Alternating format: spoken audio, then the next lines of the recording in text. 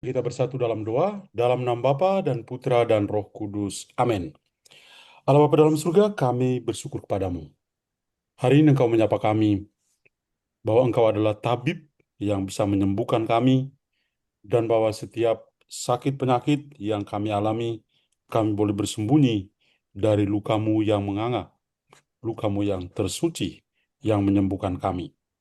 Bantulah kami, semoga kami boleh belajar untuk tekun mengikuti Engkau dan memperoleh penyembuhan dan keselamatan daripadamu. Demi Kristus Tuhan dan pengantara kami. Amin. Amin. Dalam nama Bapa dan Putra dan Roh Kudus. Amin. Amin. Baik seluruh keluarga besar LPF yang saya kasih dalam Kristus, tentu kita merasa bahagia ketika mendengar doa pembukaan ini. Doa pembuka ini sangat terinspirasi dari kisah Yesus dalam Injil dan juga kisah kehidupan dari Santa Faustina. Maka saya seperti biasa akan eh, membagikan PowerPoint yang saya sudah siapkan untuk dilihat dan kita coba merenungkan secara bersama-sama. Judul yang saya berikan adalah Bersembunyi dalam Luka Hati Kudus Yesus. Kalau dalam bahasanya Santa Faustina, luka Yesus, hati Yesus yang menganga. Nah, perhatikan gambar ini. Memang gambar yang sangat bermakna. Luka-luka Yesus yang menyembuhkan kita. Dengan melihat gambar ini kita boleh katakan memandang keselamatan, memandang kasih yang Tuhan berikan, Tuhan limpahkan kepada kita. Nah, eh, saya tertarik untuk menampilkan gambar ini karena permenungan kita setiap jam kerahiman pasti berhubungan dengan hati Yesus yang penuh kasih kepada kita semua.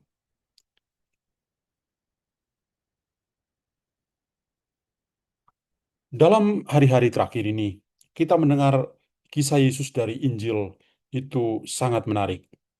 Dia selalu berkeliling dan berbuat baik. Ketika dia mengajak para muridnya, setelah para muridnya diutus pergi berdua-dua, mereka kembali dan melaporkan kegiatan-kegiatan mereka. Lalu Yesus coba untuk mengajak mereka, ayo mari kita pergi ke tempat yang sunyi, ya supaya kita sendirian saja. Mereka lalu menyeberangi Danau Galilea menuju ke tempat yang sunyi. Tapi ketika orang-orang tahu bahwa Yesus dan para muridnya pergi ke tempat yang ditujui, mereka melewati jalan darat. Tapi begitu cepat ketika Yesus dan para muridnya tiba dengan perahu, orang-orang ini juga langsung datang dan menyambut mereka. Kenapa? Karena mereka sangat membutuhkan. Oleh karena itu ketika Yesus melihat mereka sangat membutuhkan dia, dia memandang mereka.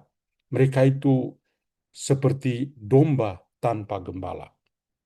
Maka dia benar-benar punya hati yang tergerak oleh belas kasih yang melimpah kepada mereka. Ini sangat luar biasa. Yesus sangat peka, Yesus punya perhatian yang besar. Apalagi yang dia perhatikan adalah orang-orang yang sangat membutuhkan. Mereka adalah orang-orang sakit. Dan tentu dengan melihat Yesus yang dengan tangan terbuka itu siap untuk menerima siapa saja. Dengan tangan terbuka dia memberikan belas kasihnya yang melimpah. Maka belas kasih dari Yesus itu sungguh nyata kepada orang-orang pada zaman itu hingga kita saat ini juga tetap percaya bahwa Yesus selalu punya tangan yang terbuka untuk menerima siapapun yang datang kepadanya. Orang berdosa, orang baik itu sangat dikasihi oleh Tuhan. Dalam teks suci yang digambarkan selalu orang-orang yang terpinggirkan, orang-orang yang sakit, orang-orang yang tidak dianggap apa-apa, oleh orang lain, ternyata Yesus menganggap mereka sebagai manusia yang patut untuk dikasihi. Hari ini kita mendengar kisah Yesus dalam Injil memang sangat menarik. Dari Injil Markus, dan di dalam Injil Markus yang hari ini kita dengar dalam bacaan harian, itu mengisahkan bagaimana Yesus dan para muridnya itu sudah mendarat dan berlabuh di Danau Genesaret. Sementara orang-orang yang tadi saya ceritakan, mereka berdatangan dan melihat Yesus, mereka lalu melihat Yesus datang pada mereka, tapi mereka juga bersedia untuk datang kepada Yesus. Dan kesediaan ya relasional ya. Ini bukan soal perjumpaan fisik ya. Yesus datang, mereka pergi menyambut. Tidak hanya sebatas itu, tapi ini perjumpaan dari hati ke hati. Yesus dengan kasihnya dijawab juga oleh kasih dari manusia yang lemah, manusia yang tidak bernilai itu. Karena itu, manusia-manusia ini mereka langsung pergi ke kampung-kampung, ke kota-kota, dan membawa orang-orang sakit datang untuk bisa disembuhkan. Perhatikan gambar ini memang sangat bermakna. Orang-orang di pasar, tapi orang-orang membawa orang sakit dan membaringkan mereka di pasar dan membiarkan Yesus lewat, dan hanya dengan menyentuh ujung jubahnya saja mereka bisa menjadi sembuh. Jadi kita bisa lihat bagaimana proses pengenalan dari Yesus. Perahu yang dia tumpangi itu berhenti. Lalu Yesus dan para muridnya keluar untuk menyapa orang-orang sakit yang datang atau mereka yang berdatangan kepadanya. Dan orang-orang kebanyakan itu langsung mengenal Yesus. Mereka berlari lalu menjemput ya sesama mereka yang lain yang sedang sakit untuk datang supaya bisa disembuhkan. Jadi apa yang tadi saya katakan, proses perjumpaan antara Yesus dengan orang-orang kebanyakan pada saat itu sungguh luar biasa. Kapal yang ditumpangi itu berlabuh, berhenti. Itu punya makna yang sangat dalam. Bagaimana Tuhan itu selalu berkeliling dan berbuat baik, tapi ketika dia berjumpa dengan orang-orang sangat membutuhkan, dia berhenti sejenak untuk melayani orang-orang itu sebelum pergi ke tempat-tempat yang lain. Ini tentu berbeda dengan eh, zaman ini ya. Kadang-kadang satu kritikan yang diberikan kepada kami para gembala adalah kalau kami pergi misa, entah kendaraan apapun, biasanya tidak parkir dengan eh, bagian depan atau ya bagian depan kendaraan itu menuju ke gereja, tapi langsung putar balik. Itu memang lucu ya. Kritikan ini memang sederhana tapi eh, punya makna yang dalam ya. Kok kenapa cepat-cepat pulang ya? Mungkin pekerjaan-pekerjaan melayani umat itu adalah sambilan, sedangkan kalau di rumah sendiri, di komunitas, itu jauh merupakan pekerjaan yang pokok. Padahal pelayanan-pelayanan seperti itu tidaklah harus demikian. Kalau pergi, ya eh, bagian depan kendaraan biarkan tetap menghadap ke gereja atau tetap menghadap ke rumah umat. Itu satu kritikan yang tapi menarik. Hari ini ketika saya membaca dan merenungkan Injil, itu sangat menyentuh. Yesus saja stop kapal itu, perahu itu stop, berlabuh, dan mereka keluar untuk menyapa orang-orang seperti ini. Dan karena itu, orang-orang ini pun tidak takut, mereka malah juga datang untuk mendekati Yesus. Maka mereka benar-benar domba tanpa gembala. Orang sakit banyak, dan mereka itu dibaringkan di pasar. Mereka berani untuk mohon kesembuhan dari Yesus sendiri. Tindakan orang pada Yesus, mereka itu mengatakan, ya cukup dengan menjamah ujung jubah atau jumbai dari jubah Yesus, mereka bisa sembuh. Ini bukan sekedar ujung jubahnya saja, tapi ini adalah iman yang begitu dalam kepada Yesus dan kuasanya. Ini bukan, sekali lagi, bukan ujung jubah saja, tapi Yesus yang ada di depan mereka Dialah yang punya kuasa untuk menyembuhkan mereka. Ini menjadi tantangan bagi kita. Kenapa? Kita itu selalu mengikuti peran Ekaristi. Kita menerima tubuh Kristus dengan tangan yang seperti ini. Lalu pastor mengatakan, tubuh Kristus. Amin. Kita makan, kita ke sana, kita buat tanda salib. Yang menjadi masalah adalah, apakah kita punya iman seperti orang-orang sakit ini? Orang-orang sakit ini mengatakan, oke, saya cukup menyentuh ujung jubahnya saja, saya bisa sembuh. Itu ujung jubahnya doang. Kita menerima tubuh Kristus. Apakah kita sembuh? Apakah kita betul-betul terbuka untuk mendapatkan kesembuhan? Nah, ini menjadi masa ujung jubah bisa menang sama kita yang menerima totalitas dari Yesus. Itulah yang menjadi tantangan kita. Perhatikan gambar ini, ya. Ujung jubah itu yang dimasukkan seperti ini. Orang itu, orang sakit ini, boleh merangkak, dan cukuplah saya menyentuh ujung jubah ini, saya bisa sembuh. Ini memang luar biasa. Maka, apa yang kita bisa pelajari dari Tuhan Yesus pada siang hari ini? Yang pertama, Yesus itu berempati. Dia berbelas kasih. Dia melakukan pendekatan pertama kepada manusia yang lemah. Perahu berlabuh, mereka keluar dan menyapa orang-orang sakit.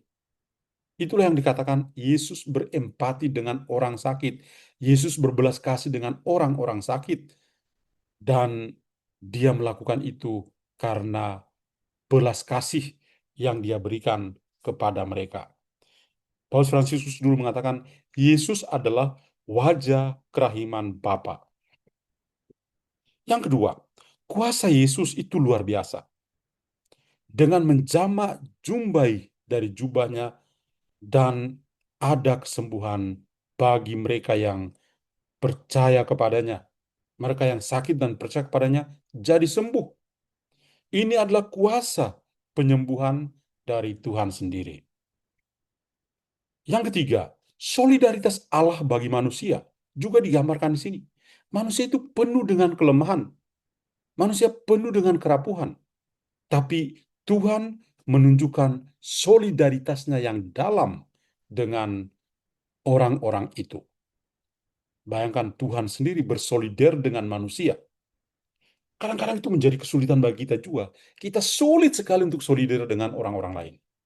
Sulit sekali. Kenapa? Kalau lihat orang yang menderita, kita tertawa.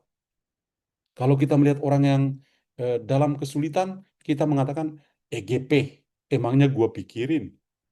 Tapi lain dengan Tuhan.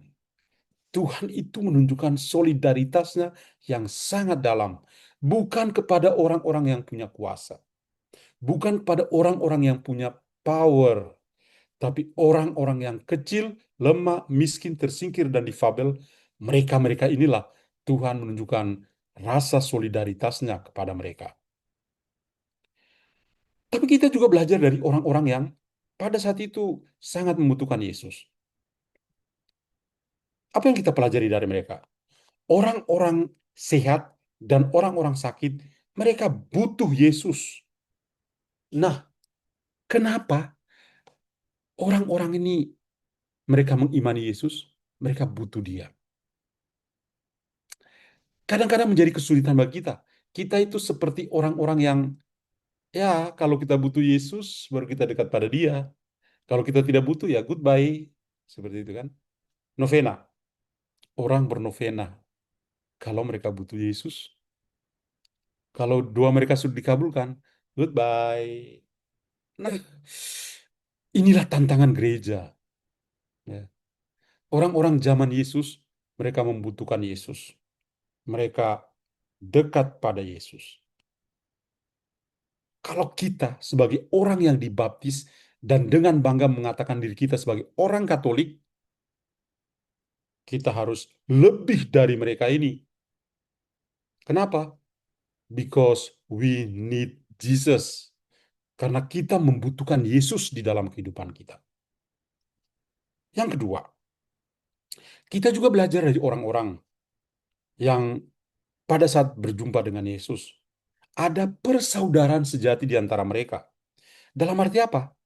Pertama, mereka adalah domba-domba yang tidak bergembala. Tapi yang kedua adalah ketika mereka mengenal Yesus, mereka salam-salaman dengan Yesus, langsung mereka semua pergi ke kota-kota dan desa, lalu menjemput saudara-saudara mereka yang sakit, membawanya dekat dengan Yesus, bahkan di pasar sekalipun mereka baringkan orang-orang sakit, lalu Yesus lewat dan mereka menyentuh ujung jubah dari Yesus. Wah, luar biasa. Ya. Persaudaraan sejati itu ada di sini. Challenge bagi kita. Kadang-kadang kita mengatakan mereka adalah saudara, tapi persaudaraan sejati tidak ada. Mudah sekali kita menutup mata. Bahkan saudara sendiri pun kadang-kadang kita berlaku seperti itu. Kalau yang sekandung saja begitu, apalagi orang yang tidak sekandung, ya. Apalagi orang-orang asing. Jadi persaudaraan sejati itu bukan sebuah slogan, tapi haruslah menjadi pilihan pelayanan kita untuk orang-orang seperti itu. Yang ketiga adalah bahwa kita melihat ada penyembuhan. Penyembuhan itu ada karena iman kepada Tuhan Yesus. Tanpa ada iman, mana mungkin ada penyembuhan? Mereka sungguh percaya Yesus pasti melakukan sesuatu. Iman dari siapa? Pertama adalah iman dari orang-orang yang sehat, bukan orang-orang sakit. Orang-orang sehat ketika lihat Yesus, mereka mendekat dia, kemudian mereka berhamburan pergi dan menjemput saudara-saudara mereka yang sakit datang untuk disembuhkan. Mereka-mereka inilah yang percaya pada Yesus untuk pertama kali. Kemudian baru saudara-saudara mereka yang sakit.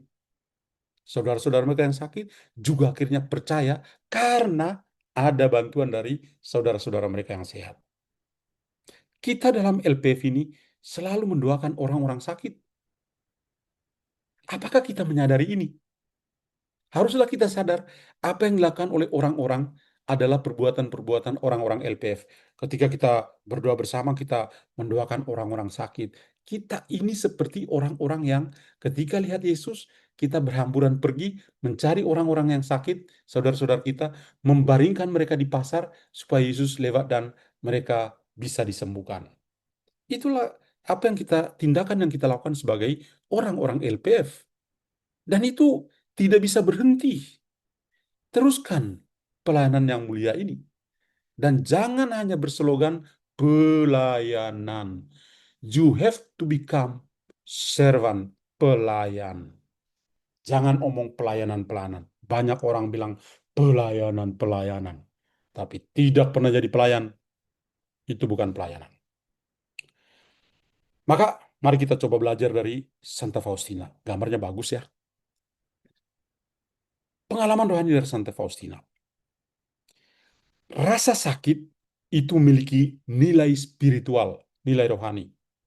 Santa Faustina itu bersaksi bahwa ketika ia mengalami rasa sakit secara fisik yang sangat hebat, sangat kuat, sangat keras, maka ia selalu mencari perlindungan dalam luka hati Yesus yang menganga. Ini perkataan dia dalam buku harian Santa Faustina nomor 957.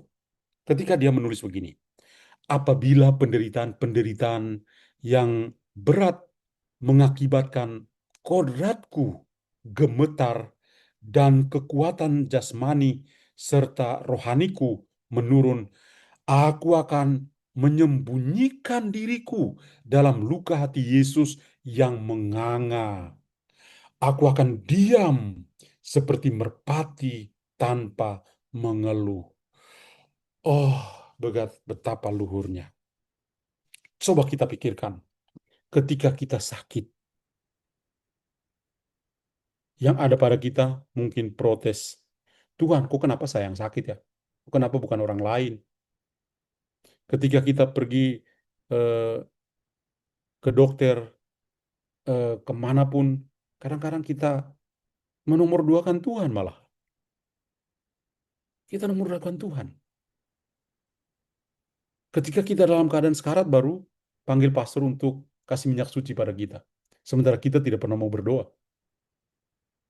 Santa Faustina itu ketika sakit, yang berat, sakit berat ya, dia itu datang dan bersembunyi di luka Yesus yang menganga. Luka Yesus yang menganga. Yesus yang sangat menderita. Tapi di balik penderitaan Yesus, Faustina mau bersembunyi di sana.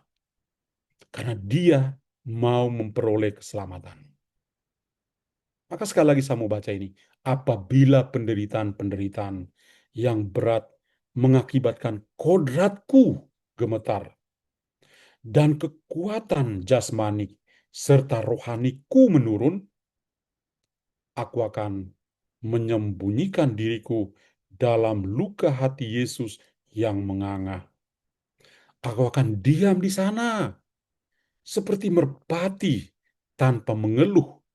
Kita mengeluh mah nomor satu. Mengeluh, mengeluh, mengeluh. Tuhan, saya akan ikut doa di LPF. Setiap sore saya ikut doa, Tuhan. Tapi kenapa aku saya tidak sembuh-sembuh? Faustina itu seperti merpati yang tidak pernah mengeluh. Kita belajar hari ini loh. Kita belajar hari ini. Maka kita tutup dengan sebuah doa yang sangat bagus dari Santa Faustina. Ketika dia berdoa begini. Yesus, semoga darahmu yang suci dan sehat mengalir di dalam tubuhku yang sakit. Dan semoga tubuhmu yang suci dan sehat mengubah tubuhku yang lemah. Dan semoga kehidupan yang sehat dan bertenaga berdenyut di dalam diriku. Jika memang itu adalah kehendak sucimu, agar aku memulai pekerjaan yang dimaksud, dan ini akan menjadi tanda yang jelas dari kehendak sucimu bagiku. Wah, ini adalah sebuah doa yang sangat indah dari Santa Faustina.